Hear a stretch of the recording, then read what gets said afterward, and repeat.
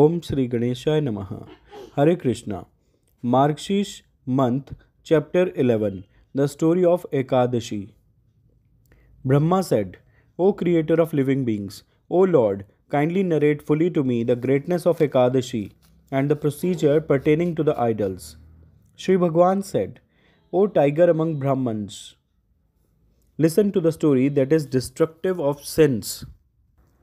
On hearing it, the great sins like Brahman slaughter, etc., perish. There was a king in the city of Kampille known by the name of Veerabahu. He was truthful in speech, had conquered anger. He had realized Brahman and was devoted to me. He was of good disposition. He was merciful. He was a strong, handsome man. He was ever devoted to the devotees of the Lord Vishnu and was always interested in stories about me and was always engaged in listening to the episodes about me. He was always fond of jagranas, sacred vigils at night. He was a donor and a learned man. He had forbearance and valor. He had conquered his sense organs. He was victorious and was fond of fighting battles. In prosperity, he was on a par with Kuber. He was endowed with sons, cattle, and wealth. He was devoted to his own wife. His wife, Kantimati, was unrivalled on the earth in beauty. She was a highly chaste and faithful lady and was a great devotee of mine. The young king of large eyes enjoyed the earth in her company. Excepting me, O mighty one, he did not recognize another deity.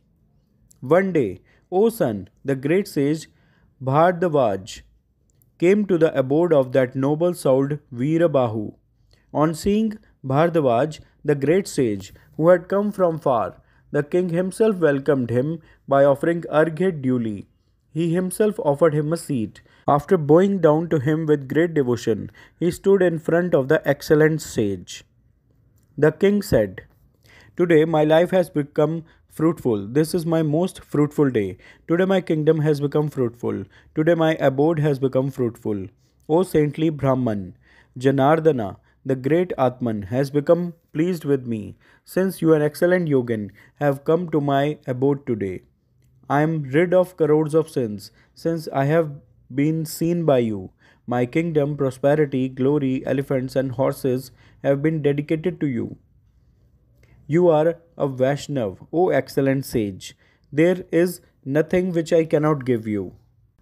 Even a Vartika, Kauri, a small conch shell, the smallest coin, given to a Vaishnav becomes as big as Meru.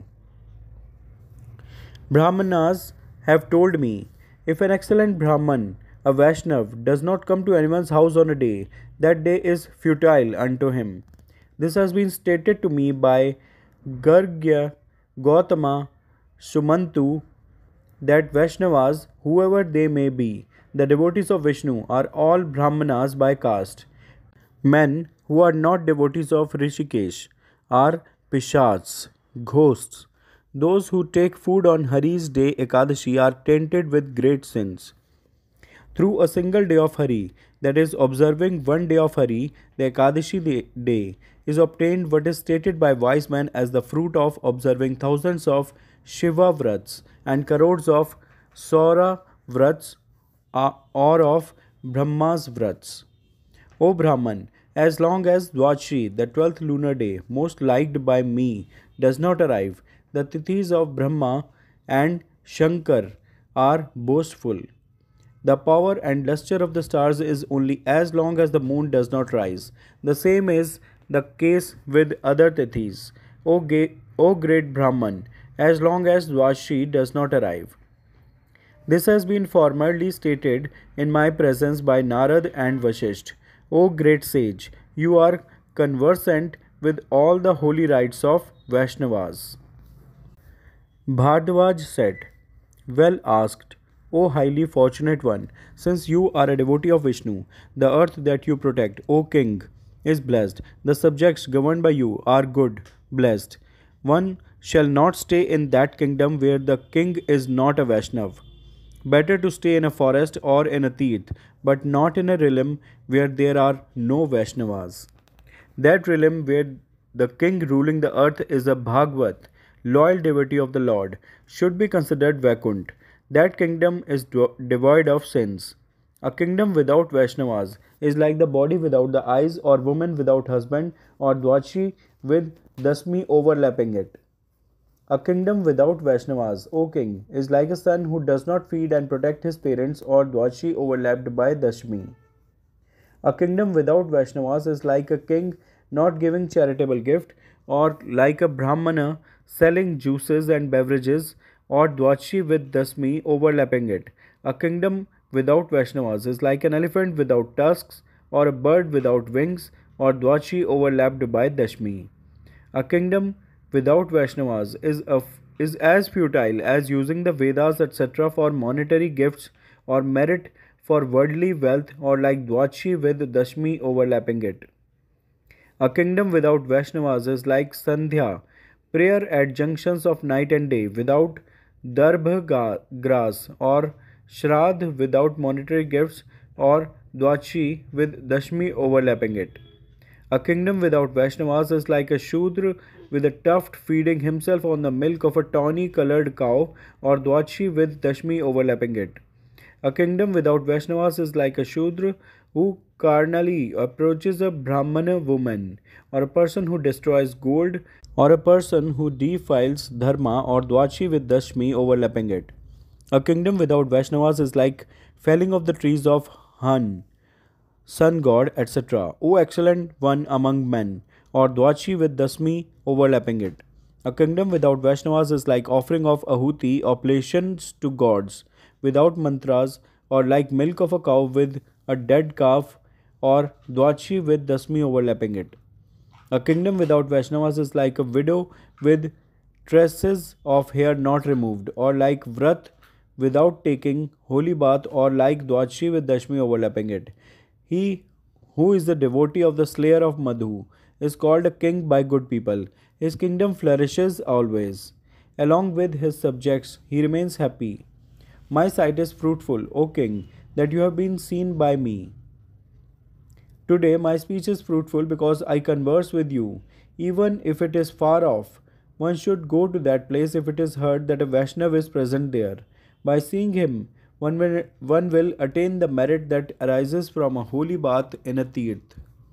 So, O king, you have been seen by me, you who are pure and engaged in devotion to Vishnu. Hail unto thee! I shall go now. Be happy, O king. In the meantime, Bhardwaj, the most excellent one among sages, the leader of all the yogins, was bowed down to by the queen Kantimati. The sage blessed her. O beautiful lady, let there be absence of widowhood. May your husband be alive during your lifetime. Be loyal and devoted to your husband. O splendid lady, may your devotion to Keshav be always steady. Thereafter the king spoke to Bhardwaj, the great sage, delighting him with his voice, majestic like the thundering sound of clouds. The king said, O excellent sage, if you are kindly disposed towards me, say everything as to what I have done in the previous birth, that my fortune has been large and flourishing. How was this kingdom with all the enemies killed acquired by me? My son is very excellent and with decent qualities, and my wife is amiable and beautiful. She always thinks about me. She likes me as though I am her very vital heir. She meditates on Janardhan. Who am I, O sage? How did she come to me? What righteous action was performed by me? What has been done by this lady of fascinating limbs, who is my wife? O sage, by what merit have I acquired this extremely rare fortune in the world of mortals? All the kings are under my control. My valor is irresistible. My body is free from illness.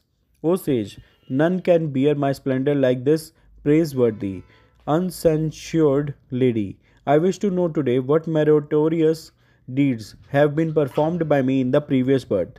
On being asked thus by the king about his acts of the previous birth, the acts of his wife, and the reason for his affluence, the sage spent some time in yogic meditation. Then he came to know about this. Bhardwaj said, O king, the act of the previous birth, both of yours and those of your wife, have been known. O saintly king, listen, I shall tell you. Listen, O king, to everything about the karma of which all these are the fruits. You were a Shudra by caste. You were engaged in injuring animals. You were an atheist of vicious conduct. You used to violate the chastity of other men's wives. You were ungrateful and rude. You were devoid of good behavior. This lady of large eyes was your wife in former birth too. Without you, she did not have anything to do mentally, verbally, and physically with anything else. Though you were of that vicious nature, she did not have any bad feelings towards you. She was loyal to you. She was of noble and exalted nature. She worshipped you constantly. Since you committed evil actions, you were forsaken by your friends and relatives. The wealth that had been acquired and accumulated by your ancestors dwindled. When the wealth perished, O king, you expected better results from other sources. But as a result of the previous karmas, even agricultural operations became fruitless. Thereafter, you were completely abandoned by your kinsmen as the wealth became exhausted. Though your resources dwindled, this chaste and beautiful lady did not leave you. Thus, frustrated in your hopes and ambitions, you went to a solitary forest. After killing many animals, you sustained yourself. O king, along with your wife, you were thus engaged in sinful activities on the earth, and many years elapsed in this manner. One day, O king, an excellent Brahman, Dev Sharma, a great sage, lost his way. He was in a dilemma as to the directions. He was excessively afflicted with hunger and thirst. When the midday sun blazed, the sage who had lost his way fell down in the middle of the forest. O king, on seeing that unknown old Brahman afflicted with misery, you pitied him. Grasping the hand of that Brahman, you raised him who was fallen to the ground. Then it was spoken by you, O Brahmanical sage, be pleased and come to my hermitage. There is a lake full of water and adorned with clusters of lotuses.